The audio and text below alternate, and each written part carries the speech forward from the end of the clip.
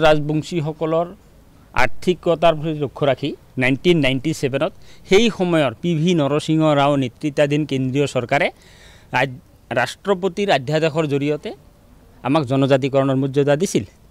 তাৰ পিছত এইটো আহি যেতিয়া পঞ্চমবাৰৰ কাৰণে নৱীকৰণৰ কাৰণে যেতিয়া কেন্দ্ৰীয় চৰকাৰে ৰাজ্য চৰকাৰক যে কোচ ৰাজবংশীসকলক জনজাতিকৰণ দিব লাগে নে নালাগে এটা চিঠি পঠালে আৰু সেই চিঠিৰ ৰেফাৰেন্সত তেতিয়াৰ অসম চৰকাৰৰ প্ৰফুল্ল মহন্তৰ নেতৃত্বাধীন অসম গণ পৰিষদ দলে কেন্দ্ৰীয়লৈ এটা প্ৰতিবেদন পঠালে, যি প্ৰতিবেদনত আমাৰ কোচ ৰাজবংশীসকলক জনজাতিকৰণ কৰিব নালাগে বুলি প্ৰতিবেদন পঠালে। ফলত আমি জনজাতিকৰণৰ পৰা বঞ্চিত হ'লোঁ।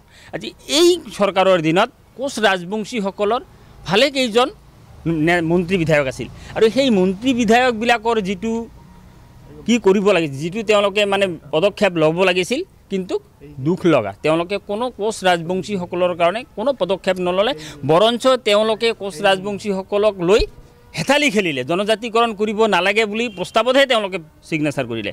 গতিকে আমি আন্তঃৰাষ্ট্ৰীয় কোচ ৰাজবংশী সংস্থা আৰু কমতাপুৰী উন্নয়ন সমিতিয়ে এইবাৰ ৰাজ্য চৰকাৰক কৈছোঁ যে যিহেতু কোচ ৰাজবংশী জনজাতিকৰণ যিটো জনজাতিকৰণ প্ৰক্ৰিয়াটো কমপ্লিটলি ৰাজ্য চৰকাৰৰ অধীন।